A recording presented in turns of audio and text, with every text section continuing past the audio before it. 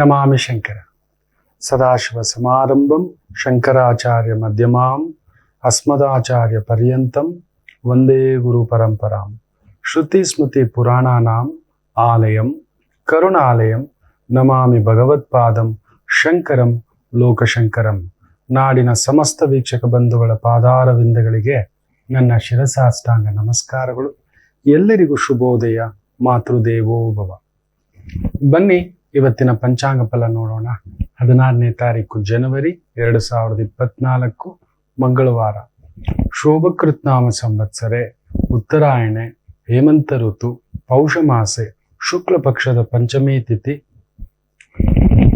ಬೆಳಿಗ್ಗೆ 7:24 ಪಂಚಮಿ ಮುಗಿದು ಷಷ್ಠಿ ಆರಂಭ ಆಗ್ತಕ್ಕಂಥದ್ದು. ಪೂರ್ವಭಾದ್ರ ನಕ್ಷತ್ರ, ಪರಿಗ ಯೋಗ, ಬಾಲವಕರಣ ಇವತ್ತಿನ ಪಂಚಾಂಗ ಫಲ.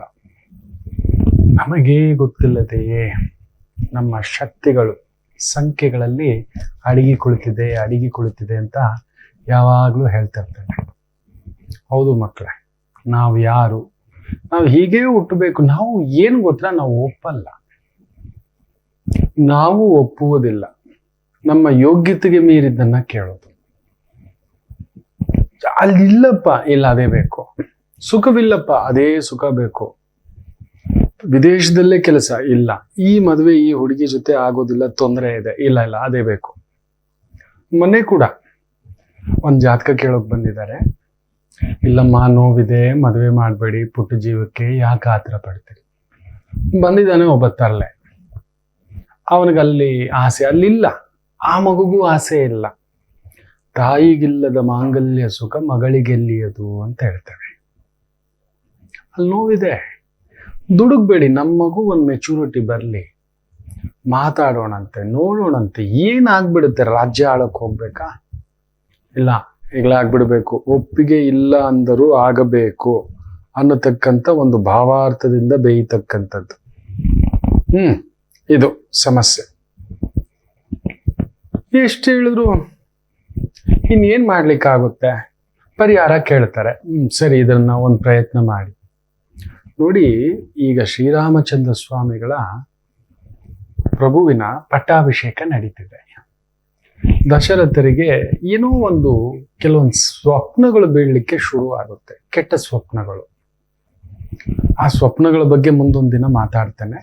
ಏನೋ ಅನ್ನಿಸ್ಲಿಕ್ಕೆ ಶುರು ಆಗುತ್ತೆ, ಏನೋ ನಡೀತಕ್ಕಂಥದ್ದಿದೆ, ಯಾಕೋ ನನ್ನ ಅಂತ್ಯ ಸಮೀಪಿಸ್ತಿದೆ. ಆತನಿಗಾಗ ನೆನಪಿಗೆ ಬರುತ್ತೆ, ಒಂದಾನೊಂದು ಕಾಲದಲ್ಲಿ ತಾನು ಬೇಟೆಗೆ ಹೋಗಿದ್ದಾಗ ಶಬ್ದಭೇದಿ ವಿದ್ಯೆಯ ಮುಖಾಂತರ ಕಾಯ್ತಾ ಇರ್ತಾನೆ. ಅಲ್ಲೊಂದು ಕೊಳ, ಯಾವುದಾದ್ರೂ ಪ್ರಾಣಿ, ಅದರಲ್ಲೂ ಹುಲಿಗಳ ಕಾಟ, ಸಿಂಹಗಳ ಕಾಟ, ಕ್ರೂರ ಮೃಗಗಳ ಕಾಟ, ಒದ್ದಾಟ.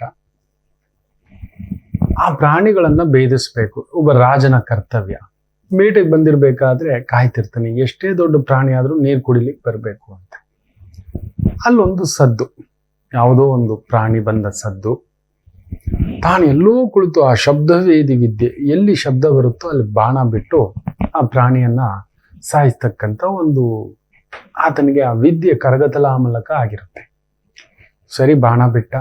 ಅಲ್ಲಿ ನೋಡಿದ್ರೆ ಅಯ್ಯೋ ಅನ್ನೋದೊಂದು ಸದ್ದು ಕೇಳಿಸ್ತು. ಓಡೋದ, ಇದೇನಪ್ಪ ಇದು ಅನ್ನತಕ್ಕಂಥದ್ದು. ನೋಡಿದ್ರೆ ಅಲ್ಲೊಬ್ಬ ವಟು, ಶುದ್ಧ ಒಂದು ಪುಟ್ಟ ಮಗು, 16ರ ಪ್ರಾಯ, 16-18 ಪ್ರಾಯ, ಆಗತಾನೆ ಯೌವನಾವಸ್ಥೆ. ನೋಡಿದ್ರೆ ಬಾಣ ನಾಟಿ ಬಿಟ್ಟಿದೆ, ಹಿಂದ್ಗಡೆ ಬಂದ್ಬಿಟ್ಟಿದೆ, ತುಟ್ಟಿಕ್ತಿದ್ದಾನೆ. ನೋಡಿದ್ರೆ ಆತನ ಕೈಯಲ್ಲಿ ಒಂದು ಪಾತ್ರೆ ನೀರಿಗೆ ಬಂದಿದ್ದಾನೆ. ತಗೊಂಡು ತೊಡೆ ಮೇಲೆ ಮಲಗಿಸ್ಕೊಂಡು ದಶರಥರು, ಏನಾಯ್ತಪ್ಪ, ಹೇಗಾಯ್ತು, ಕ್ಷಮಿಸು, ನನಗೆ ಗೊತ್ತಾಗ್ಲಿಲ್ಲ, ಯಾವುದೋ ಕ್ರೂರ ಪ್ರಾಣಿ ಅಂತ. ರಾಜ, ನಿನ್ನದಲ್ಲ ತಪ್ಪು, ಬಿಡು, ಆಗಿದ್ದಾಗಿದೆ. ನನ್ನ ಜೀವ ಹೋಗ್ತಿದೆ, ಆದ್ರೆ ನನಗೆ ಅದ್ರ ಬಗ್ಗೆ ಎಲ್ಲ ಯೋಚನೆ. ನನಗೆ ವಯಸ್ಸಾದ ಕಾಲದ ತಂದೆ ತಾಯಿಗಳಿಗೆ ನಾನು ಹುಟ್ಟಿದ ಮಗು. ಅವ್ರಿಗೊಂದು ಆಸೆ ಇತ್ತು, ತೀರ್ಥಕ್ಷೇತ್ರಗಳ ಪುಣ್ಯಕ್ಷೇತ್ರಗಳ ದರ್ಶನ ಅಂತಕ್ಕಂಥದ್ದು. ಸರಿಯಾಗಿ ನಡೆಯೋಕ್ಕಾಗಲ್ಲ, ಸರಿಯಾಗಿ ನೋಡೋಕ್ಕಾಗಲ್ಲ. ಅದಕ್ಕೆ ಅವ್ರನ್ನ ಬುಟ್ಟಿ ಮಾಡಿಕೊಂಡು ನಾನು ಅವರನ್ನ ಹೊತ್ಕೊಂಡು ಒಂದೊಂದೇ ಪುಣ್ಯಕ್ಷೇತ್ರ ನೋಡ್ತಾ, ಮಾಡಿಸ್ತಾ, ದರ್ಶನ ಮಾಡಿಸ್ತಾ ಬರ್ತಿದ್ದೆ. ಇಲ್ಲಿ ದಣದಿದ್ರು, ಅವ್ರನ್ನ ಮಲಗಿಸ್ಬಿಟ್ಟು ಕುಡಿಲಿಕ್ಕೆ ನೀರಿರ್ಲಿಲ್ಲ. ನೀರು ಬೇಕು ಮಗ ಅಂದ್ರು, ನೀರಿಗೆ ಬಂದೆ, ಹಿಂಗಾಗೋಯ್ತು. ಒಬ್ಬ ರಾಜ, ನಾನು ನಿನಗೇನು ಶಾಪ ಕೊಡ್ಲಿ, ಬಿಡು, ಆದ್ರೆ ನನ್ನ ವಯಸ್ಸಾದ ತಂದೆ ತಾಯಿಗಳಿಗೆ ನೋಡ್ಕೊಳಪ್ಪ ಅಂತ ಹೇಳ್ತಾನೆ. ಕಣ್ಣೀರು, ದಿಕ್ಕು ತೋಚ್ತಿಲ್ಲ ರಾಜನಿಗೆ, ದಶರಥರಿಗೆ ಏನು ಮಾಡೋದು ಅಂತ. ನೋಡಿ, ವಿಧಿ ಯಾವ ರೀತಿ ನಮ್ಮನ್ನ ಕಟ್ಟಾಕಿರುತ್ತೆ ಅಂದ್ರೆ, ಆ ಸಮಯಕ್ಕೆ ಆ ರಾಜ್ಯಕ್ಕೆ ಹುಲಿ ಸಿಂಹಗಳ ಕ್ರೂರ ಪ್ರಾಣಿಗಳ ಕಾಟ ಬರಬೇಕಾ? ಆ ಸಮಯಕ್ಕೆ ಈ ಮಗು ತನ್ನ ಹೆತ್ತವರನ್ನ, ವಯಸ್ಸಾದ ಹೆತ್ತವರನ್ನ ಬುಟ್ಟಿಲಿ ಹೊತ್ಕೊಂಡು ತೀರ್ಥಕ್ಷೇತ್ರ ಪ್ರಯಾಣಕ್ಕೆ ಬಂದವನು ಅಲ್ಲೊಂದು ವಿಶ್ರಾಂತಿಗೆ ಅದೇ ಕಾಡಿಗೆ ಬರಬೇಕಾ? ಶಬ್ದವೇದಿ ವಿದ್ಯೆ ಗೊತ್ತಿರ್ತಕ್ಕಂಥ ದಶರಥ ಎಲ್ಲೋ ಕುಳಿತವನು ಬಾಣ ಬಿಡಬೇಕಾ? ನೀರು ಕುಡಿಬೇಕಾದ್ರೆ ಅದು ನಾಟಬೇಕಾ? ನೋಡಿ, ವಿಧಿಯ ದೇವಿ ಲೀಲಾ ಅನ್ನತಕ್ಕಂಥದ್ದು ಅದಕ್ಕೆ ದೇವಿ ಭಾಗವತ ಓದೋದು. ಅಂತ ಒಂದು ಪರಾಶರರಿಂದ ವೇದವ್ಯಾಸರ ಒಂದು ಸೃಷ್ಟಿಯಿಂದ ಹಿಡಿದು ಹಲವಾರು ಕಥೆಗಳಿದಾವೆ ದೇವಿ ಭಾಗವತದ್ದು. ಅಲ್ಲೊಂದು ಸಂಕಲ್ಪ, ದೇವಿ ಸಂಕಲ್ಪ ಆಗಿರುತ್ತೆ, ನಾವು ಒಪ್ಪಲ್ಲ. ನೋಡಿ, ದಶರಥರು ಗದ್ಗದಿತರಾಗಿ ಭಯದಲ್ಲೇ, ಗಾಬರಿನಲ್ಲೇ ಕುಡಿಯೋ ನೀರನ್ನ ತಗೊಂಡು ಮಗು ಸತ್ತೋಗಿದ್ದಾನೆ, ಏನ್ ಹೇಳುದು ಆ ವಯಸ್ಸಾದವ್ರಿಗೆ ಅಂತ ಮೆಲ್ಲಗೆ ಆ ಕಾಡಿನ ದಾರಿನಲ್ಲೇ ಹೇಗೋ ಮಾಡ್ಕೊಂಡು ಬಂದು ನೋಡಿದ್ರೆ ಒಂದು ಮರದ ಕೆಳಗಡೆ ಅಜ್ಜಿ ಮಾತಾಡ್ಕೊಂಡು ಕಾಯ್ತಿದ್ದಾರೆ, ಮಗ ಅಂತ. ದಶರಥರೇನೋ ಮಾತಾಡೋದಿಲ್ಲ, ಹತ್ರಕ್ಕೆ ಬರ್ತಾರೆ, ನೀರು ಕೊಡ್ತಾರೆ. ಯಾಕೆ ಮಗು ಇಷ್ಟೊಂದು ವಿಳಂಬ ಆಯ್ತು? ಕಾಯ್ತಿದ್ವಿ ಅಂತ ನೀರು ಕುಡಿದಾದ್ಮೇಲೆ ಸತ್ಯವನ್ನ ಹೇಳ್ತಾನೆ. ಆ ಒಂದು ವೃದ್ಧ ದಂಪತಿಗಳಿಗೆ ಹೀಗಾಗೋಯ್ತು, ನಾನು ಈ ದೇಶದ ರಾಜ ಹೀಗೆ ಅಂತ ಕಣ್ಣೀರಿಡ್ತಾರೆ. ವಯಸ್ಸಾದ ಕಾಲದಲ್ಲಿ ನಮಗೆ ಯಾರೂ ಇಲ್ಲ, ಇದ್ದು ಒಬ್ಬ ಮಗ, ಅವನು ಕೂಡ ಏನೋ ಒಂದು ಈ ಪುಣ್ಯ ಕಾರ್ಯ ನಮಗೆ ನೋಡಿ ಜೀವನ ಪರ್ಯಂತ ಆ ಒಂದು ದೈವ ಸಂಕಲ್ಪ ನೋಡೋ ಒಂದು ಶಕ್ತಿ ಇರಲಿಲ್ಲ, ದುಡ್ಡೂ ಇರಲಿಲ್ಲ. ಈಗ ನೋಡಿದ್ರೆ ನಮ್ಮ ಮಗ ಈ ಥರದೊಂದು ದೈವ ಕಾರ್ಯಕ್ಕೆ ಪ್ರೇರೇಪಣೆಯಾಗಿ ಕರ್ಕೊಂಡು ಬಂದ್ರೆ ಇಂಥ ಕೆಲಸ ಮಾಡಿಬಿಟ್ಟೆ. ನಿನ್ನ ವಿದ್ಯೆ ಇದಕ್ಕೇನಾ ಶಬ್ದವೇದಿ ಇರ್ಬೋದು, ಪ್ರವೇಶಿಸ್ಬೇಕು ಒಬ್ಬ ರಾಜನಾಗಿ. ಹಿಂದೆ ಮುಂದೆ ಆಲೋಚನೆ, ಚಿಂತನ, ಮಂಥನ, ಈ ಕಾಡಿನಲ್ಲಿ ಇಷ್ಟೊತ್ತಲ್ಲಿ ಯಾರು ಬರ್ಬೋದು, ಏನ್ ಬರ್ಬೋದು, ಇದೆಲ್ಲ ಯೋಚಿಸ್ಬೇಕಿತ್ತು. ಏನು ಯೋಚನೆ ಮಾಡದೆ ನಿನ್ನ ಆ ಒಂದು ಬಿಲ್ವಿದ್ಯಾ ಅಹಂಕಾರದಿಂದ ಶಬ್ದವೇದಿ ಬಾಣ ಬಿಟ್ಟು ನಮ್ಮ ಮಗನ ಸಾವಿಗೆ ಈ ವಯಸ್ಸಾದ ಕಾಲದಲ್ಲಿ ಒದ್ದಾಡಿ ನಾವು ಜೀವ ಬಿಡೋ ಹಾಗೆ ಮಾಡಿಬಿಟ್ಟೆ.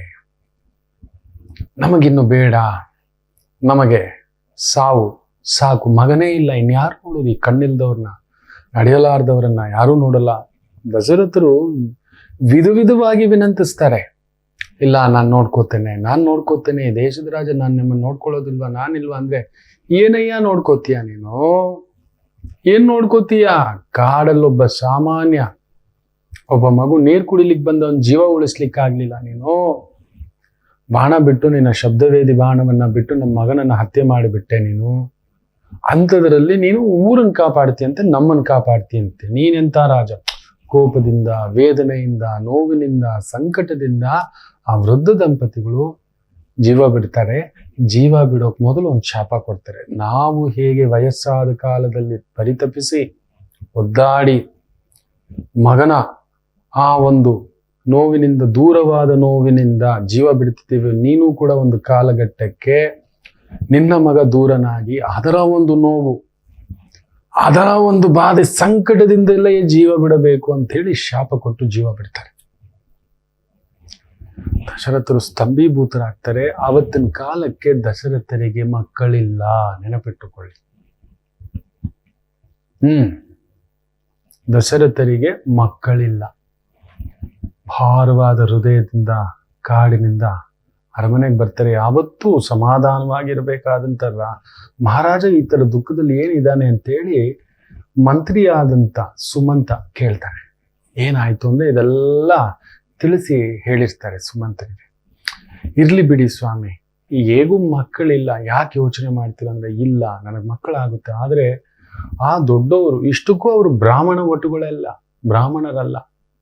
ತುಂಬಾ ಜನಕ್ಕೆ ಇದು ಗೊತ್ತಿಲ್ಲ. ವಾಲ್ಮೀಕಿ ರಾಮಾಯಣವನ್ನ ನೀವು ಕೆದಕ್ತಾ ಶ್ಲೋಕಗಳನ್ನ ಹುಡುಕ್ತಾ ಹೋದ್ರೆ ಅದೊಂದು ಅದ್ಭುತ ಮಹಾಕಾವ್ಯ, ಮೊಟ್ಟ ಮೊದಲ ಮಹಾಕಾವ್ಯ ಲೋಕಕ್ಕೆ ಸಮರ್ಪಣೆ ವಾಲ್ಮೀಕಿ ಮಹರ್ಷಿಗಳು ಕೊಟ್ಟಿರ್ತಕ್ಕಂಥದ್ದು. ಯಾರು ಬೇಕಾದರೂ ಒಬ್ಬ ರಾಜನಿಗೆ ಶಾಪ ಕೊಡಬಹುದಿತ್ತು, ನೆನ್ಪಿಟ್ಕೊಳ್ಳಿ. ಯಾರು ಬೇಕಾದರೂ ಪ್ರಶ್ನೆ ಕೇಳಬಹುದಿತ್ತು, ನೀನೆಂತ ರಾಜನಯ್ಯ, ನೀನು ಎಂತ ರಾಜನಯ್ಯ ಅಂತಾರೆ. ಒಬ್ಬ ಮುಗ್ಧ ಬಾಲಕನ ಜೀವ ತೆಗೆದು ಬಿಟ್ಟಲ್ಲಯ್ಯ, ಮತ್ತಿನ್ನೇನಯ್ಯ ನೀನು ರಾಜ ಅಂತ. ನಾನು ಆಗಲೇ ಪರಿತ್ಯಜಿಸ್ತೀನಿ ಅಂತ ಹೇಳ್ತಾರೆ. ಸುಮಂತರು ಒಪ್ಪಲ್ಲ. ಇಲ್ಲ ಮಹಾಸ್ವಾಮಿ ಆ ತಪ್ಪು ಮಾಡಿಬಿಟ್ಟಿರೋ. ಕುಲಗುರುಗಳಾದ ವಸಿಷ್ಠರು ಬರ್ತಾರೆ, ಸಮಾಧಾನ ಮಾಡ್ತಾರೆ. ಕಾಲಾನುಕ್ರಮದಲ್ಲಿ ಆ ನೋವು ಮರೀತಾರೆ. ಮುಂದೊಂದು ದಿನ ವಿಶೇಷವಾಗಿ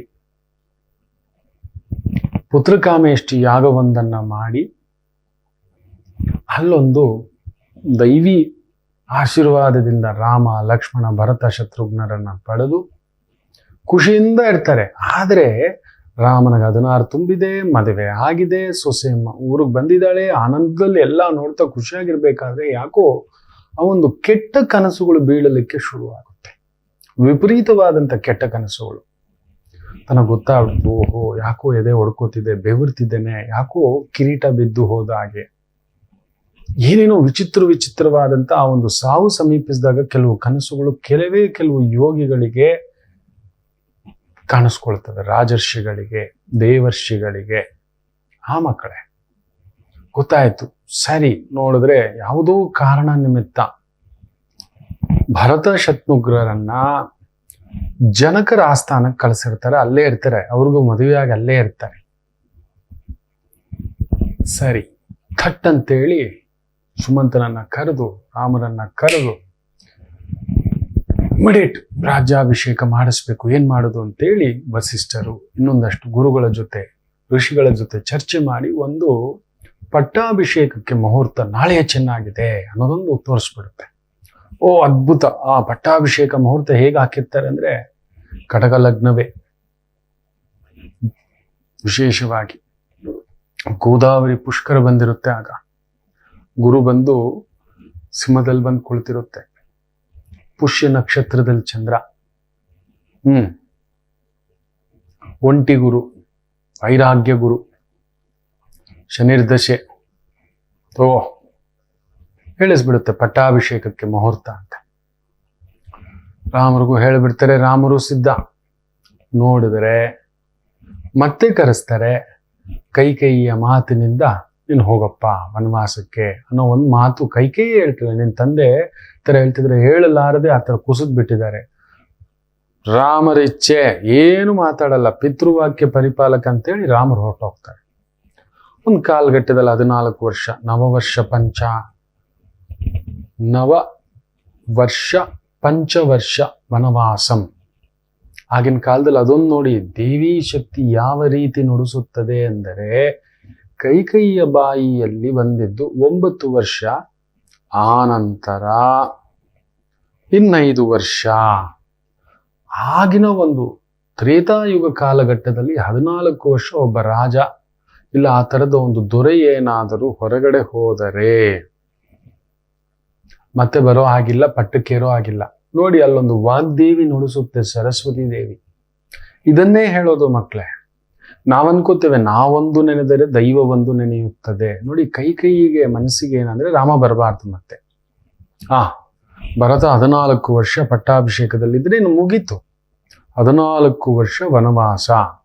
ನಾವು ಹೇಳ್ತೀವಲ್ವಾ, 12 ವರ್ಷ ನಮ್ಮಿಂದ ದೂರವಾದ ಬಂಧುವನ್ನು ನೋಡಬಾರ್ದು, ನೋಡಿದ್ರು ಎಣ್ಣೆಯಲ್ಲಿ ಮುಖ ನೋಡಿ ನೋಡಬೇಕು. ಈ ತರದ ಕೆಲವೊಂದು ನಿಯಮಗಳಿದ್ದಾವೆ. ಇನ್ನೂ ಕೆಲವರನ್ನು ಭೇಟಿಯೂ ಆಗಬಾರ್ದು, ನೋಡ್ಲೇಬಾರ್ದು. ಅವ್ರು ನಮ್ಮ ಪಾಲಿಗಿಲ್ಲ ಅಂತ ದೂರ ಇಟ್ಬಿಡ್ಬೇಕು. ಗಂಡ, ಅತಿ ಮುಖ್ಯವಾಗಿ ತಂದೆ, ಮಕ್ಕಳನ್ನ ಪೋಷಿಸದ ತಂದೆ ದೂರ ಹೊರಟೋದ, ಹೆಂಡತಿಯನ್ನು ಬಿಟ್ಟೋದ, ಇಂಥ ವ್ಯಕ್ತಿಗಳು ಮರಳಿ ಬಂದ್ರು ಕೂಡ ನೋಡಬಾರ್ದು ಅಂತ ಹೇಳುತ್ತೆ ನಮ್ಮ ಶಾಸ್ತ್ರ. ಚಿಕ್ಕ ಮಗು ಇದ್ದಾಗ ಪೋಷಿಸ್ಲಿಲ್ಲ, ಆಡಿಸ್ಲಿಲ್ಲ, ಈಗ ಬಂದು ಅಪ್ಕೋತೇನೆ, ನೋಡ್ತೇನೆ, ಮಾಡ್ತೇನೆ ಅಂದ್ರೆ ಅವ್ನು ನಿಜವಾದ ಅಪ್ಪನ. ಹೆಂಡತಿಯನ್ನ ಸಂರಕ್ಷಿಸ್ಲಿಲ್ಲ, ಬಿಟ್ಟು ಓಡೋದ ನಾಜುಕಯ್ಯ.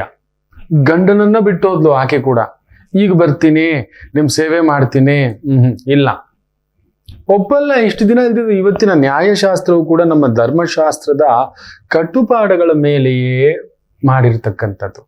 ಇದು ನಮ್ಗೆ ಅರ್ಥವೇ ಆಗಿಲ್ಲ, ನೋಡೂ ಇಲ್ಲ, ತಿಳ್ಕೊತಾನೂ ಇಲ್ಲ. ಇದು ಆಗ್ತಿರ್ತಕ್ಕಂಥ ಪ್ರಭಾವ. ಮಕ್ಕಳೇ,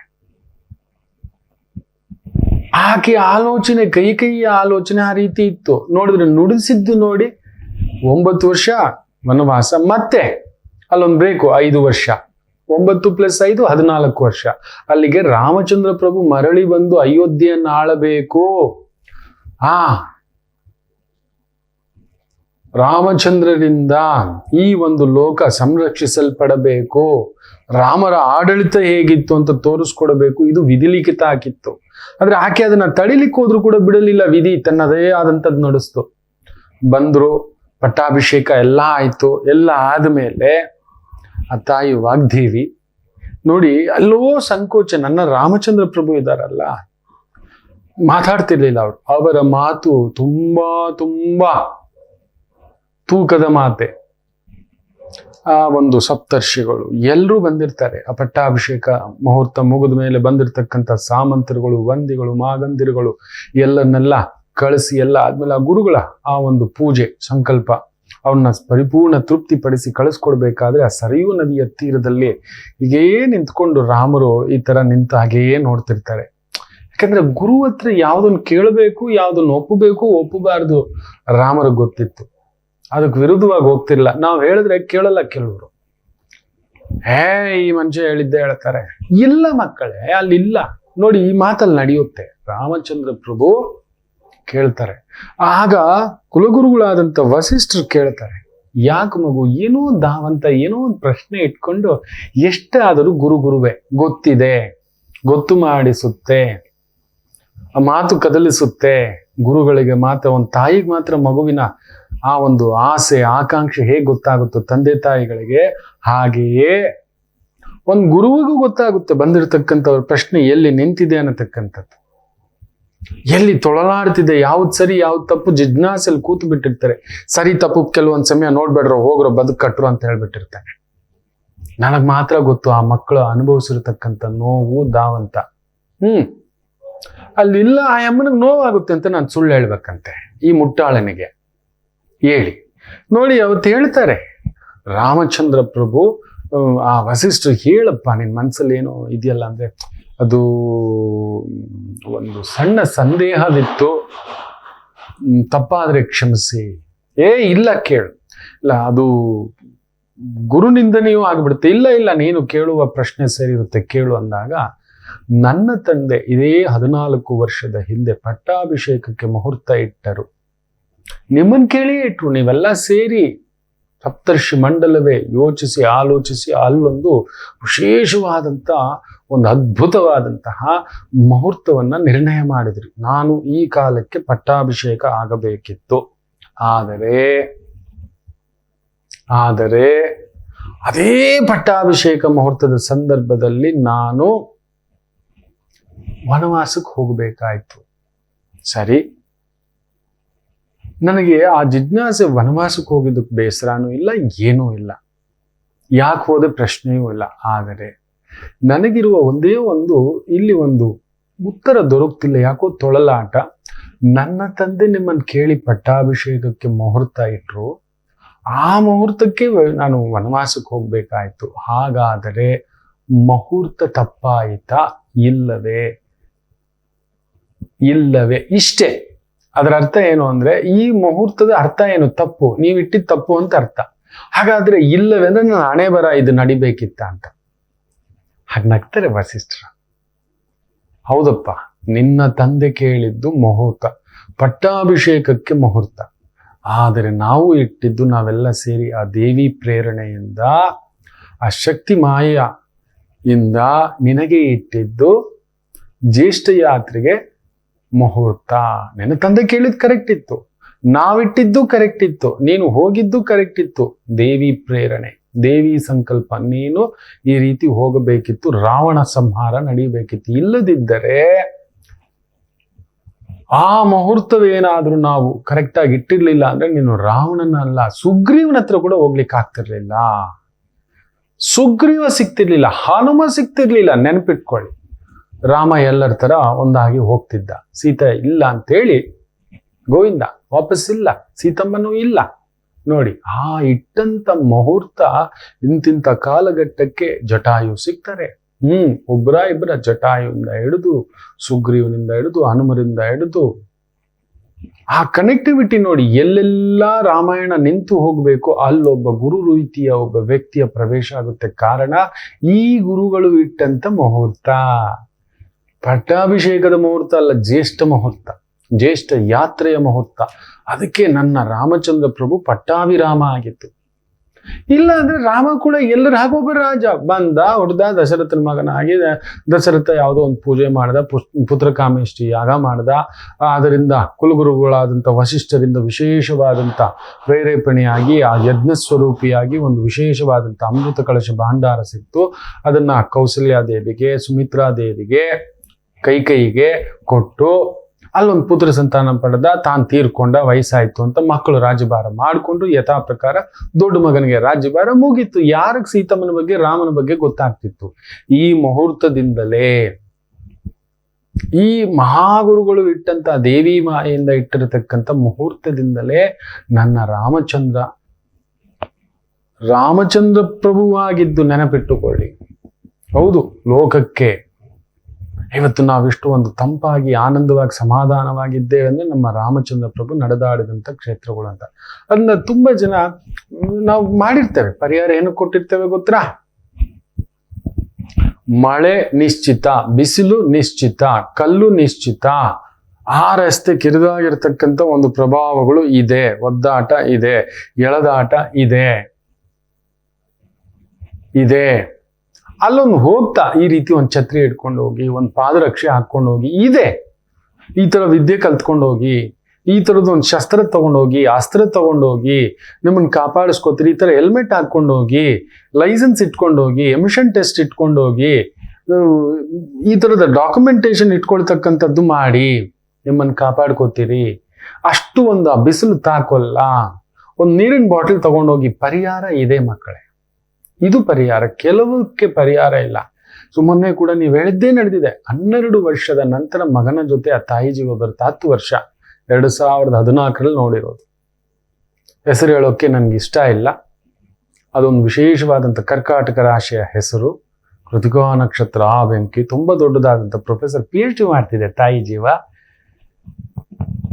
ಇನ್ನೂ ಹೀಗೇನಾ ನಾನಾ ಅಂದ್ರೆ ನೀವು ಅಂತ ಹೇಳಿದ್ರಿ ಗುರುಗಳೇ. ನೋಡಿ ಗುರುಗಳೇ, ನನ್ನ ಮಗನನ್ನು ಹೇಗೆ ನಿಲ್ಸಿದ್ದೇನೆ. ಈಗ ನಾನು PhD ಮಾಡ್ತಿದ್ದೇನೆ, ನೀವು ಹೇಳಿದ್ ನಿಜ ಗುರುಗಳೇ.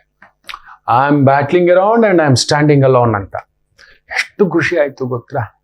ಅದು ಪರಿಹಾರ ಅಂದ್ರೆ ಹೇಳಿದ್ದನ್ನ ಒಪ್ಪಿಕೊಂಡು ಆ ದಾರಿ ಗಮ್ಯದಲ್ಲಿ ಹೋಗಿರ್ತಕ್ಕಂಥದ್ದು. ತುಂಬಾ ಜನ ಇಲ್ಲ ಅಂದಿದ್ದಿಲ್ಲ, ಸತ್ಯವೇ. ಮಾತನಾಡಲು ನಾಲಿಗೆ ಇಲ್ಲದ ಮೂಳೆ ಏನ್ ಬೇಕಾದ್ರೂ ಮಾತನಾಡ್ತಕ್ಕಂಥದ್ದಾಗುತ್ತೆ. ಇವತ್ತು ಕೂಡ ಅಂಥದ್ದೇ ಒಂದು ಶಕ್ತಿಯ ಬಗ್ಗೆ ಪರಿಚಯ ಮಾಡಿಕೊಡ್ತಾನೆ. ಅನಂತಂ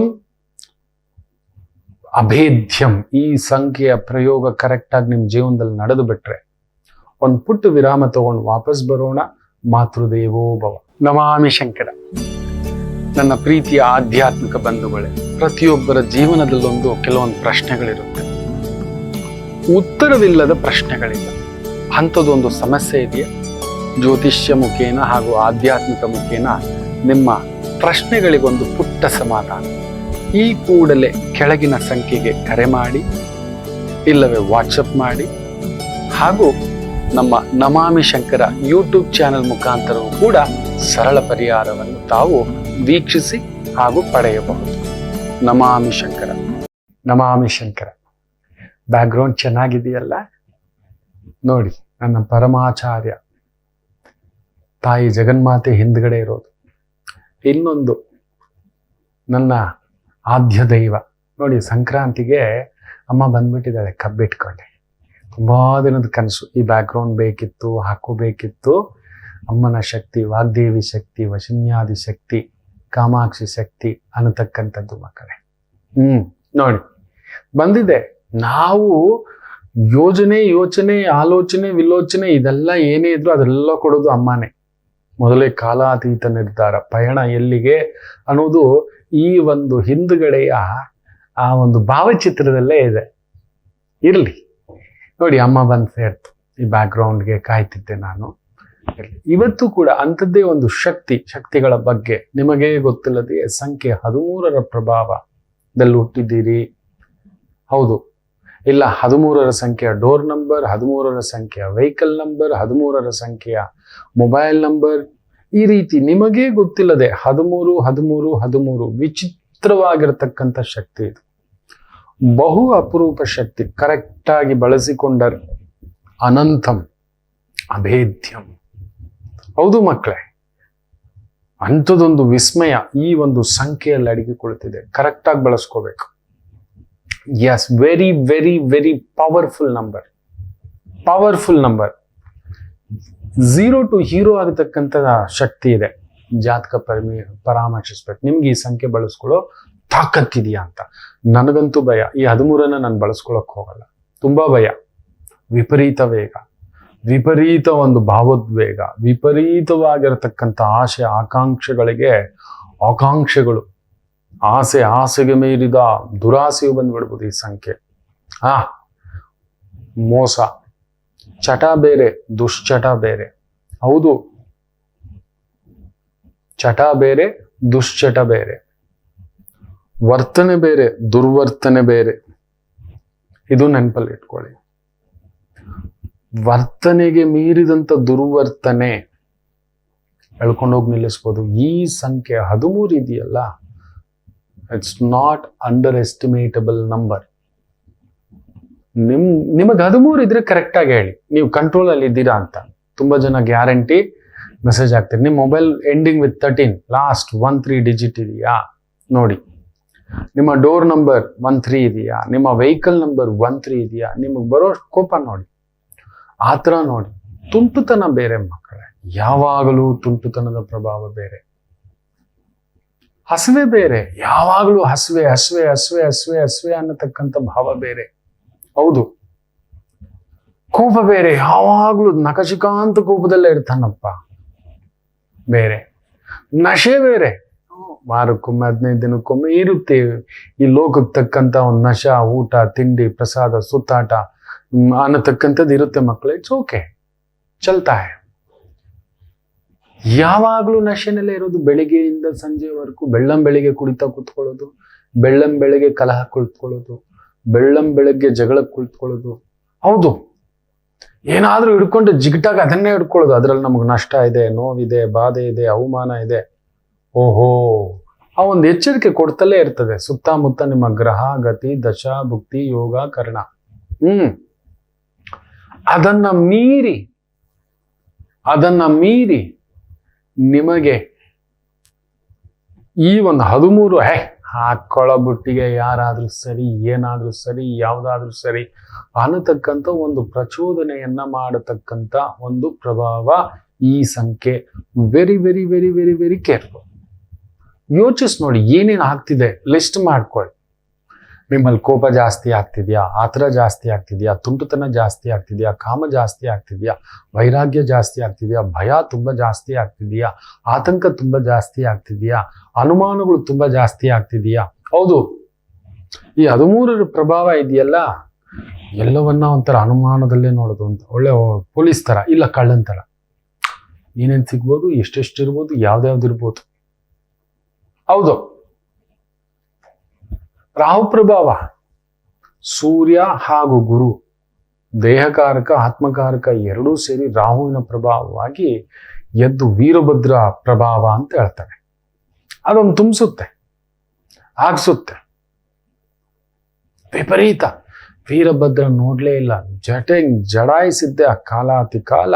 ಅಬ್ಬಬ್ಬ, ಯಾರು ಎತ್ತ ಅನ್ನೋದು ನೋಡಿಲ್ಲ. ದೇವತೆಗಳೆಲ್ಲ ಎದ್ದು ಬಿದ್ದು ಅಂತ ಓಡ್ಬಿಟ್ಟಿದ್ರು. ದಕ್ಷ ಬ್ರಹ್ಮನ ಆ ಒಂದು ಯಜ್ಞ, ದಕ್ಷ ಯಜ್ಞ ಅಂತಾನೆ ಫೇಮಸ್ಸು. ತರೆಗಿಳಿದ ವೀರಭದ್ರ ಆಡಿಸಿದ ಕಂಪನಕ್ಕೆ ಆ ರೀತಿ ಇರುತ್ತೆ ಈ 13 ಪ್ರಭಾವ. ಅಭೇದ್ಯಂ ಅಚಿಂತ್ಯಂ ಅನಂತಂ ಅಖಂಡಂ. ಸುಮ್ಮನೆ ಅಲ್ಲ ಮಕ್ಕಳೇ, ಪ್ಲೀಸ್ ಚೆಕ್ ದಿಸ್ ಪವರ್. ನಿಮಗೇ ಗೊತ್ತಿಲ್ಲದೆ ಈ ಸಂಖ್ಯೆಯ ಪ್ರಭಾವದಲ್ಲಿ ನೀವಿದ್ದೀರಿ. ಮೊಬೈಲು, ನಿಮ್ಮ ಡೋರ್ ನಂಬರು, ವೆಹಿಕಲ್ ನಂಬರು ಇಲ್ಲ.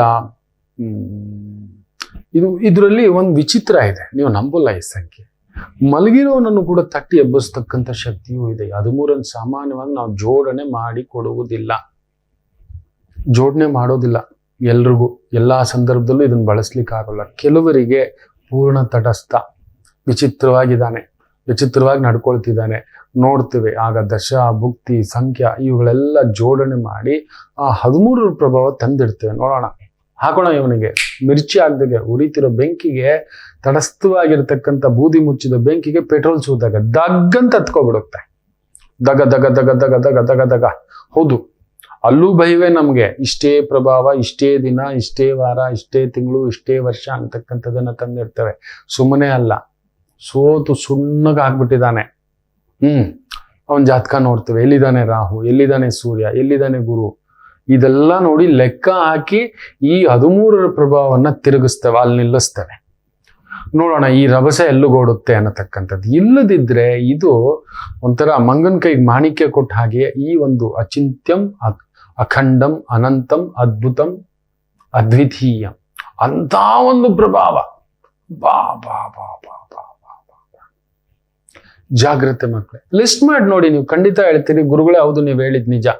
ಈ 13 ನಿಮ್ಗೆ ಹೇಳ್ಕೊಳಕ್ ಸಂಕೋಚ ಆಯ್ತು ಅಂದ್ರೆ ಈ 13ರ ಪ್ರಭಾವದಲ್ಲಿ ನಾನಿದ್ದೇನೆ ಅಂತ ಮೆಸೇಜ್ ಹಾಕಿ. ಸೊ ನನಗೆ ರಿಸರ್ಚ್ ಮಾಡ್ಲಿಕ್ಕೆ ಇನ್ನೊಂದಷ್ಟು ಸುಲಭ ಆಗುತ್ತೆ. ಇನ್ನೊಂದಷ್ಟು ಸಂಖ್ಯೆಗಳ ಜೋಡಣೆ, ಹೆಸರುಗಳ ಜೋಡಣೆ, ಈ ಒಂದು ರಾಶಿ ನಕ್ಷತ್ರಗಳ ಜೋಡಣೆ, ಹೆಸರುಗಳ ಜೋಡಣೆ, ಇವುಗಳನ್ನ ಹುಡುಕಿ ತಗೊಬಂದು ನಿಮಗೆ ಕೊಡ್ತಕ್ಕಂಥದ್ದು ಆಗುತ್ತೆ. ಖಂಡಿತ ಪ್ರಾಮಾಣಿಕ ಪ್ರಯತ್ನ ಮಾಡ್ತೇನೆ. ಅಲ್ಲಿದೆ ಮಕ್ಕಳೇ, this is a magical number. ಸುಮ್ಮನೆ ಅಲ್ಲ, ರಾತ್ರೋರಾತ್ರಿ ಕೋಟೀಶ್ವರನ್ನಾಗಿ ಕೂಡ ಮಾಡತಕ್ಕಂಥದ್ದು ಉಂಟು. ಹಾಗಂತ ಹೋಗ್ಬಿಟ್ಟು ಗುರುಗಳೇ ಅಂತ ಹೇಳ್ಬಿಟ್ಟು ತಗೊಬಂದು 13ರ ಪ್ರಭಾವಕ್ಕೆ ಒಳಗಾಗ್ಬೇಡಿ. ಲಾಟ್ರಿ ಹೊಡಿಬೇಕು, ಜೂಜಾಡ್ಬೇಕು, ಸಟ್ಟ ಆಡ್ಬೇಕು, ಬಾಜಿ ಆಡ್ಬೇಕು, ರೇಸಲ್ ಗೆಲ್ಬೇಕು, ಈ ತರದ್ದೆಲ್ಲ ಇದೆ. ಅದು ವಿಚಿತ್ರವೂ ಉಂಟು. ನೆನ್ಪಿಟ್ಕೊಳ್ಳಿ, ಶಕ್ತಿಯ ಇವತ್ತು ಪುಟಿನ್ ಎಷ್ಟು ಶಕ್ತಿವಂತನು ತಗೊಂಡೋಗಿ ಒಂದು ದೇಶನ ಸರ್ವನಾಶ ಮಾಡಿರ್ತಿದ್ದಾನೆ. ಸರ್ವೇ ಜನೋ ಸುಖಿನೋ ಭವಂತು ಅನ್ನತಕ್ಕಂಥದ್ದು ನಮ್ಮ ದೇಶದ ವ್ಯಾಖ್ಯಾನ. ನಾವು ಯಾವತ್ತಾದ್ರೂ ನಮ್ಮ ಭಾರತ ಯಾರ ಮೇಲಾದ್ರೂ ಯುದ್ಧಕ್ಕೆ ಹೋಗಿರೋದು ನೋಡಿದ್ದೀರಾ? ಹೋಗಿ ಬಾಚ್ಕೊಳ್ಳೋದು, ತಗೊಳ್ಳೋದು, ಇನ್ನೊಂದು. ಇವತ್ತಿಗೂ ಕೂಡ ಕಾಶ್ಮೀರ ಸಮಸ್ಯೆ ಬಿಡಿಸ್ಕೊಳಕ್ಕಾಗ್ಲಿಲ್ಲ. ಯಾಕೆ ಗೊತ್ತಾ? ನಮ್ಮ ಭಾರತ ಸುಮ್ಮನೆ ಮೌನವಾಗಿದೆ. ಸುಮ್ಮನೆ ಎತ್ಕೊಳ್ಳೋ ಅಂತ ತಲೆ ಕೆಡಿಸ್ಕೊಂಡ್ರೆ ನಮ್ಮ ಭಾರತ ಆಗಿನ ಕಾಲದಲ್ಲೇ, ರಾಜರಾಜ ಚೋಳ ಕಾಲದಲ್ಲೇ ಇರಾನ್ ದಾಟ್ಬಿಟ್ಟಿತ್ತು. ರಾಮರ ಕಾಲದಲ್ಲೂ, ದ್ವಾಪರ ಯುಗ ಕಾಲದಲ್ಲೂ ದಾಟಿತ್ತು. ಹೌದು, ನಿಮಗೆ ಹೋಗಿ ಹುಡುಕಿ ನೋಡಿ, ಈಗಲೂ ಇದೆ. ಇಂಡೋನೇಷಿಯಾ, ಜಕಾರ್ತ, ಕೆಲವೊಂದ್ ಕಡೆ ರಾಮರ ಆ ಒಂದು ಭಾವಗಳು ಸಿಕ್ಕಿರ್ತಕ್ಕಂಥದ್ದುಂಟು, ಲಿಪಿಗಳು ಸಿಕ್ಕಿರ್ತಕ್ಕಂಥದ್ದುಂಟು. ಅದಕ್ಕೆ ಹೇಳ್ತಿದ್ದಾನೆ, ಈ 13ರನ್ನ ಕರೆಕ್ಟ್ ಆಗಿ ಬಳಸಿಕೊಂಡರೆ. ಇಲ್ಲದಿದ್ರೆ ನಿಮ್ಗೆ ಈ ತರದ್ದು ಏನಾದ್ರೂ ಆಗ್ತಿದೆ ಗುರುಗಳೇ, ಹೌದು ಈ ತರದ್ದು ವಿಚಿತ್ರಕಾರಿಯಾಗಿರ್ತಕ್ಕಂಥ ಪ್ರಯೋಗ, ಆ ಒಂದು ಆಶಾ, ಆಲೋಚನಾ, ಚಿಂತನ ಈ ತರದ್ದು ಕರ್ಕೊಂಡು ಹೋಗ್ತಿದೆ ಗುರುಗಳೇ, ಎಸ್ ಇಟ್ ಇಸ್ ಹ್ಯಾಪನಿಂಗ್ ಅನ್ನೋದಾದ್ರೆ ಒಂದ್ಸಲಿ ನಿಮ್ಗೆ ತುಂಬಾ ತಿಳಿದಿರ್ತಕ್ಕಂಥ ಆಚಾರ್ಯರ ಹತ್ರ ಚೆಕಪ್ ಮಾಡಿಸಿ. ವೆದರ್ ಟು ಚೇಂಜ್ ದ್ಯಾಟ್, ಬದಲಾಯಿಸ್ಕೊಳ್ಳಿ. ದುಡುಕ್ಬೇಡಿ. ಬೇಡ ಅಂದಿದ್ ಬೇಡ, ಬೇಡ ಅಂದಿದ್ ಬೇಡ. ದಯಮಾಡಿ ಹೇಳ್ತಾನೆ, ದಯಮಾಡಿ ಚೆಕಪ್ ಮಾಡಿಸ್ಕೊಂಡು ಆ ನಂತರ ಅದಕ್ಕೊಂದು ಸಿದ್ಧತೆ, ಬದ್ಧತೆ ತಯಾರು ಮಾಡ್ಕೊಂಡು ಮುಂದಕ್ಕೆ ಹೆಜ್ಜೆ ಹಾಕಿ. ಇರ್ಲಿ, ಇನ್ನಷ್ಟು ಮಾತಾಡೋಣಂತೆ. ರಾಶಿ ಭವಿಷ್ಯಗಳ ಬಗ್ಗೆ ಕೂಡ ಮಾತನಾಡಬೇಕು. ವಾಪಸ್ ಬರೋಣಂತೆ. ಒಂದು ಪುಟ್ಟ ವಿರಾಮ ತಗೊಂಡು ಮಾತೃದೇವೋ ಭವ. ನಮಾಮಿ ಶಂಕರ. ನನ್ನ ಪ್ರೀತಿಯ ಆಧ್ಯಾತ್ಮಿಕ ಬಂಧುಗಳೇ, ಪ್ರತಿಯೊಬ್ಬರ ಜೀವನದಲ್ಲೊಂದು ಕೆಲವೊಂದು ಪ್ರಶ್ನೆಗಳಿರುತ್ತೆ. ಉತ್ತರವಿಲ್ಲದ ಪ್ರಶ್ನೆಗಳಿಲ್ಲ. ಅಂಥದ್ದೊಂದು ಸಮಸ್ಯೆ ಇದೆಯಾ? ಜ್ಯೋತಿಷ್ಯ ಮುಖೇನ ಹಾಗೂ ಆಧ್ಯಾತ್ಮಿಕ ಮುಖೇನ ನಿಮ್ಮ ಪ್ರಶ್ನೆಗಳಿಗೊಂದು ಪುಟ್ಟ ಸಮಾಧಾನ. ಈ ಕೂಡಲೇ ಕೆಳಗಿನ ಸಂಖ್ಯೆಗೆ ಕರೆ ಮಾಡಿ, ಇಲ್ಲವೇ ವಾಟ್ಸಪ್ ಮಾಡಿ, ಹಾಗೂ ನಮ್ಮ ನಮಾಮಿ ಶಂಕರ ಯೂಟ್ಯೂಬ್ ಚಾನೆಲ್ ಮುಖಾಂತರವೂ ಕೂಡ ಸರಳ ಪರಿಹಾರವನ್ನು ತಾವು ವೀಕ್ಷಿಸಿ ಹಾಗೂ ಪಡೆಯಬಹುದು. ನಮಾಮಿ ಶಂಕರ. ನಮಾಮಿ ಶಂಕರ. ವಿಶೇಷವಾಗಿ ಪಂಚಮಿ ತಿಥಿಯ ಪ್ರಕಾರವಾಗಿ ಪಂಚಮಿ ನಕ್ಷತ್ರ, ಪೂರ್ವಾಭಾದ್ರ ನಕ್ಷತ್ರ. ವಿಶೇಷವಾಗಿ ಚಂದ್ರ ಗುರುಸಾರದಲ್ಲಿದ್ದು, ಚಂದ್ರನಿಂದ ಗುರು 2ನೇ ಮನೆಯಲ್ಲಿರೋದು ತುಂಬಾ ಒಳ್ಳೆಯದು. ಆದ್ರೆ ಗುರುವಿಂದ ಚಂದ್ರ ರಾಹುಗ್ರಸ್ತನಾಗಿ 12ನೇ ಮನೆಯಲ್ಲಿ ಮಲಗಿದ್ದಾನೆ. ಮೇಷರಾಶಿಯವರಿಗೆ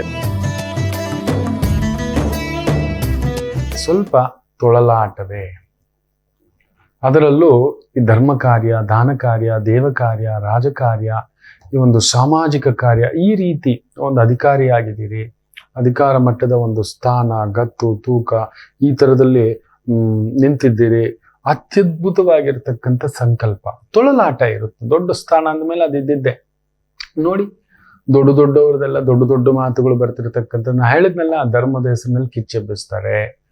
ಬೇರೆ ಬೇರೆ ರೀತಿನಲ್ಲಿ ತುಂಬಾ ಎಚ್ಚರಿಕೆ. ಆ ಥರದ ಬ್ರೇಕಿಂಗ್ ನ್ಯೂಸು, ಬ್ರೇಕಿಂಗ್ ಮಾತುಗಳು, ಸಮಾಜ ಒಡೆಯುವಂಥ ಮಾತುಗಳು, ಧರ್ಮ ಒಡೆಯುವಂಥ ಮಾತುಗಳು, ಜಾತಿ ಒಡೆಯುವಂಥ ಮಾತುಗಳು, ಭಾವನಾತ್ಮಕವಾಗಿ ಒಡೆಯತಕ್ಕಂಥ ಮಾತುಗಳಿಗೆ ದಯಮಾಡಿ ಹೇಳ್ತೇನೆ, ಒಂಟಿಗಳು ಇದ್ದಾಗ ವಿಪರೀತ. Very very very very careful. ಹೌದು, ವೆರಿ ಕೇರ್ಫುಲ್ ಮಕ್ಕಳೇ, ಜಾಗ್ರತೆ. ಇನ್ನು ವೃಷಭ ರಾಶಿ. ಗುರು 12ನೇ ಮನೆ, ಮನೆಗೋಸ್ಕರ, ಮನೆಯವ್ರಿಗೋಸ್ಕರ, ಕುಟುಂಬಕ್ಕೋಸ್ಕರ, ಜವಾಬ್ದಾರಿಗಳಿಗೋಸ್ಕರ ಒಂದು ಸ್ವಲ್ಪ ಖರ್ಚು ವೆಚ್ಚಗಳಿರ್ತಕ್ಕಂಥದ್ದು ಇರುತ್ತೇವೆ. ತುಂಬಾ ತೊಂದರೆಗಳೇನೂ ಇಲ್ಲ. ಈ ಡಾಕ್ಟರ್ ಆಗಿದ್ದೀರಾ, ಟೀಚರ್ ಆಗಿದ್ದೀರಾ, ಲೆಕ್ಚರರ್ ಆಗಿದ್ದೀರಾ, ಪ್ರೊಫೆಸರ್ ಆಗಿದ್ದೀರಾ, ಅಡ್ವೈಸರ್ ಆಗಿದ್ದೀರಾ, ಕನ್ಸಲ್ಟೆಂಟ್ ಆಗಿದ್ದೀರಾ, ಲಾಯರ್ ಆಗಿದ್ದೀರಾ, ಜಡ್ಜ್ ಆಗಿದ್ದೀರಾ, ಆ ರೀತಿಯ ಕೆಲಸಗಳು, ಮಾರ್ಗದರ್ಶನ ಮಾಡತಕ್ಕಂಥ ಕೆಲಸ ಕಾರ್ಯಗಳಲ್ಲಿ ವಿಶೇಷ ಬಲವಾಗತಕ್ಕಂಥದ್ದಾಗುವುದು. ಇನ್ನು ಮಿಥುನ ರಾಶಿ. ಗುರು ಲಾಭದಲ್ಲಿದ್ದಾನೆ, ಗುರುಸಾರದಲ್ಲೇ ಇರತಕ್ಕಂಥದ್ದು. ಚಂದ್ರ ಗುರುಸಾರದಲ್ಲಿ ಕೇಂದ್ರದಲ್ಲಿ ಇರತಕ್ಕಂಥದ್ರಿಂದ ರಾಜಕೀಯದಲ್ಲಿದ್ದೀರಾ, ದೊಡ್ಡ ದೊಡ್ಡ ಅಧಿಕಾರಿಗಳಾಗಿದ್ದೀರಾ, ಬೋಧಕರಾಗಿದ್ದೀರಾ, ಈ ನರ್ಸಿಂಗ್ ಲೈನಲ್ಲಿ ಇರ್ತಕ್ಕಂಥದ್ದಿದ್ದೀರಿ, ಆಮೇಲೆ ಯಾವುದಾದ್ರೂ ಈ ಆಸ್ಪತ್ರೆಗಳನ್ನ ನಡೆಸ್ತಿದ್ದೀರಿ, ಇಲ್ಲ ಆಸ್ಪತ್ರೆಗಳಲ್ಲಿ ಕೆಲಸ ಮಾಡದಿರ್ತಕ್ಕಂಥ ಪ್ರಭಾವದಲ್ಲಿ ತೊಡಗಿಸ್ಕೊಂಡಿರ್ತಕ್ಕಂಥದ್ದುಂಟು. ಮಾರ್ಗದರ್ಶನ, ಆಮೇಲೆ ವಿಶೇಷವಾಗಿ ರಸಾಯನ ವಿದ್ಯೆಗಳು, ಆಮೇಲೆ ಹಣಕಾಸು ಇಲಾಖೆ, ದೊಡ್ಡ ದೊಡ್ಡ ಹಣಕಾಸು ಇಲಾಖೆ, ಬ್ಯಾಂಕಿಂಗ್ ಇಲಾಖೆ, ಇನ್ಶೂರೆನ್ಸ್ ಇಲಾಖೆ, ಈ ಥರವುಗಳಲ್ಲಿ ತೊಡಗಿಸ್ಕೊಂಡಿರ್ತಕ್ಕಂಥ ಉತ್ತರ, ಆ ಒಂದು ಸ್ಥಾನ, ಗತ್ತು, ತೂಕ, ವಿಶೇಷವಾಗಿರ್ತಕ್ಕಂಥ ಅಭಿವೃದ್ಧಿಯನ್ನು ತುಂಬಿಸ್ತಕ್ಕಂಥ ಒಂದು ದಿನವಾಗಿರುತ್ತೆ. ಚೆನ್ನಾಗಿದೆ. ದೇವಸ್ಥಾನ ನಡೆಸ್ತಿದ್ದೀರಿ, ಆಶ್ರಮ ನಡೆಸ್ತಿದ್ದೀರಿ, ವೃದ್ಧಾಶ್ರಮ ನಡೆಸ್ತಿದ್ದೀರಿ, ಮಾರ್ಗದರ್ಶನ ಮಾಡತಕ್ಕಂಥ ಕೆಲಸ ಕಾರ್ಯ ವ್ಯವಹಾರಗಳಲ್ಲಿ ತೊಡಗಿಸ್ಕೊಂಡಿದ್ದೀರಿ, ವಿಶೇಷ ಅಭಿವೃದ್ಧಿ. ಇನ್ನು ಕರ್ಕಾಟಕ ರಾಶಿ. ಗುರು ಕೇಂದ್ರದಲ್ಲಿ ಚೆನ್ನಾಗಿದ್ದರು, ಒಂಟಿ ಗುರು. ಸೊ ವೃತ್ತಿಯ ವಿಚಾರದಲ್ಲಿ ಸ್ವಲ್ಪ ತೊಳಲಾಟ ಇರುತ್ತೆ. ತೀರಾ ಒಳ್ಳೆಯವರಾಗ್ಲಿಕ್ಕೆ ಹೋಗ್ಬೇಡಿ.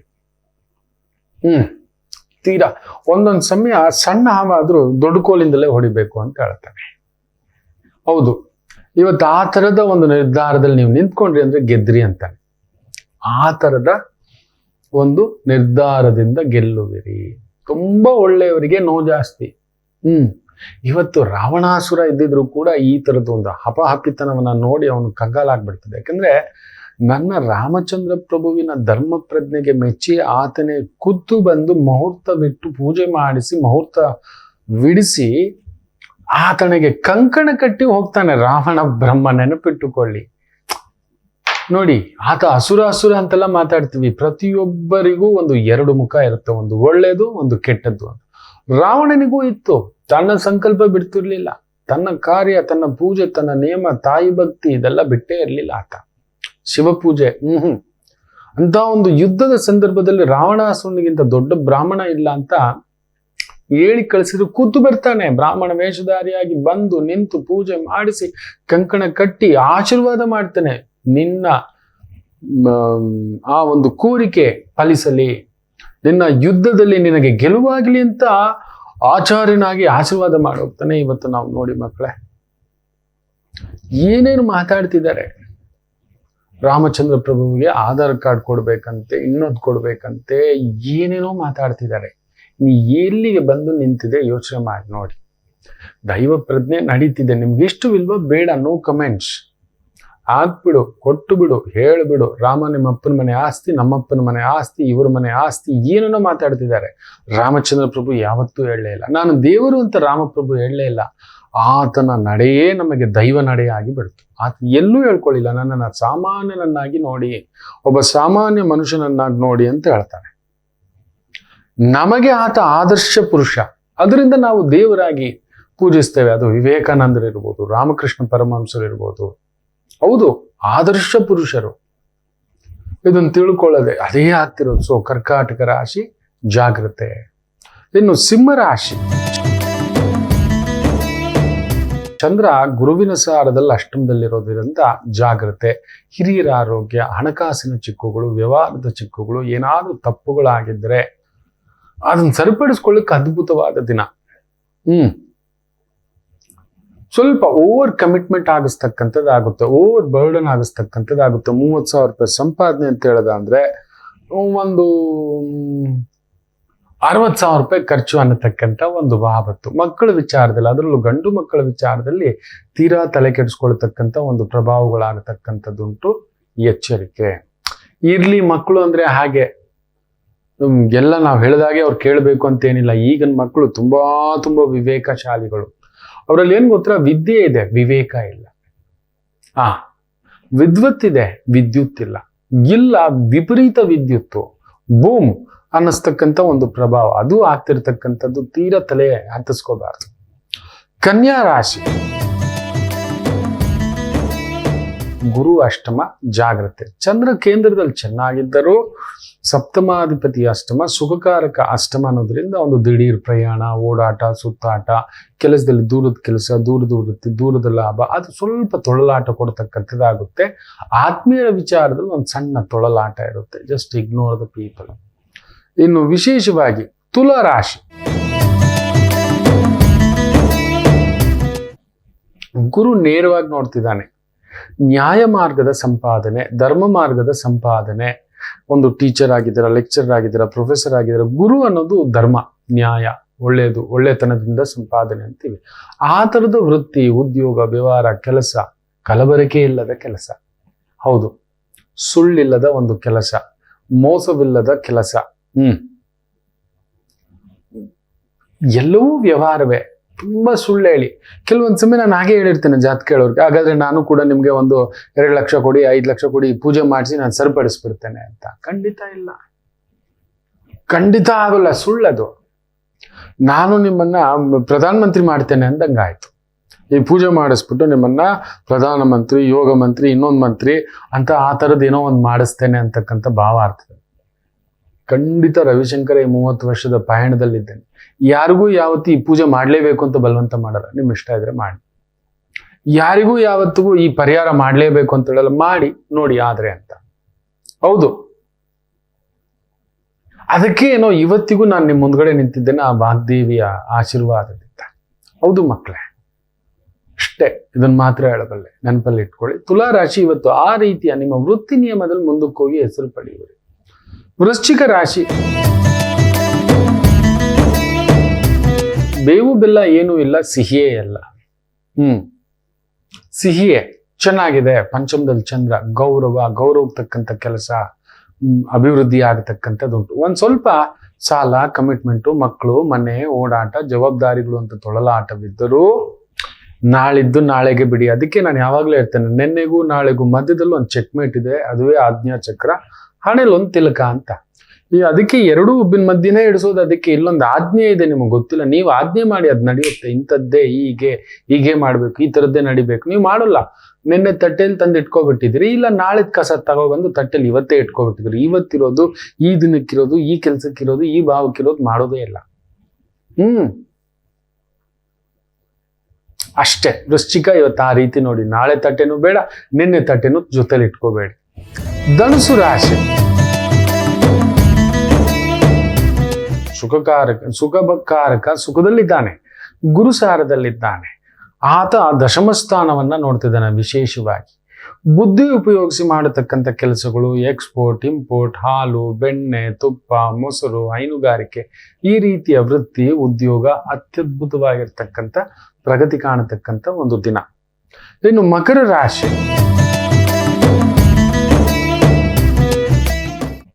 ಆ ಒಂದು 3ನೇ ಮನೆಯಲ್ಲಿ ಚಂದ್ರ, ರಾಹು ಬುಧನ್ ಸಾರದಲ್ಲಿ ಬೇರೆ ಕುಳಿತಿದ್ದಾನೆ. ಸ್ವಲ್ಪ ಅತೀ ಬುದ್ಧಿ ಉಪಯೋಗಿಸ್ತೇನೆ. ಅತೀ ಬುದ್ಧಿ ವಿನಾಶ ಕಾಲ ಕೂಡ. ತುಂಬಾ ಬುದ್ಧಿವಂತರೇ ಬಿದ್ದೋಗೋದು, ತುಂಬಾ ಗೊತ್ತಿದೆ ಅನ್ನೋನೇ ಬಿದ್ದೋಗೋದು. ಇನ್ನೊಬ್ಬರದು ತಪ್ಪುಗಳು ತುಂಬಾ ಹುಡ್ಕೋವನೇ ತನಗೊಂದು ದೊಡ್ಡ ಮೊಳೆ ಹೊಡ್ಕೊಳ್ಳೋದು. ಇವತ್ತು ಆ ರೀತಿ ಹುಷಾರ್. ನೋಡಿ ಕೇಳಿ ಹೆಜ್ಜೆ ಎಲ್ಲ ಗೆದ್ದು ಬಿಡ್ತು.